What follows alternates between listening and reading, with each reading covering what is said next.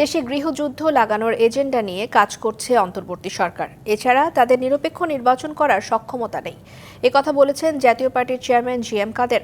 বিকেলে রাজধানীর কাকরাইলে দলের কেন্দ্রীয় কার্যালয়ের সামনে দলটির উপজেলা দিবস উপলক্ষে আলোচনা সভায় তিনি এই কথা বলেছেন। তিনি আরও বলেন, অন্তর্বর্তী সরকার পক্ষপাত দুষ্ট। অভিযোগ করেন, দেশের ইতিহাসে এত খারাপ পরিস্থিতি আগে হয়নি, প্রতিদিনই নিম্নমুখী হচ্ছে পরিস্থিতি।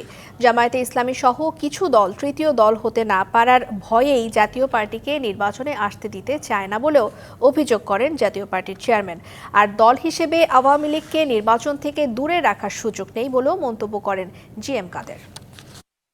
বাংলাদেশ দুর্ভিক্ষের দিকে যাচ্ছে, আর একটি বড় কাজ এখন এই বর্তমান সরকার করতে সক্ষম হচ্ছে, সেটা হলো দেশকে একটা গৃহযুদ্ধ বাঁধিয়ে দেওয়া। ওইটা ওনাদের এখন একটা এজেন্ডা বলে আমার মনে হচ্ছে। বর্তমান তত্ত্বাবধায়ক সরকার নিরপেক্ষ নয়। মানুষের প্রশ্ন হলো, তাহলে থার্ড যদি কেউ থাকে তাকে আমরা চয়েস করতে পারি কিনা। সেখানেই জামাতের কথা হলো থার্ড পার্টি হলো তারা। কিন্তু প্রশ্ন হলো, জাতীয় পার্টি থাকলে তো তারা থার্ড পার্টি হতে পারবে না। আওয়ামী লীগকে আপনি দল হিসেবে বাদ দিতে পারেন না। লোক যারা খারাপ করেছে তাকে বাদ দিতে পারেন, দলকে কিভাবে বাদ দেওয়া যায়।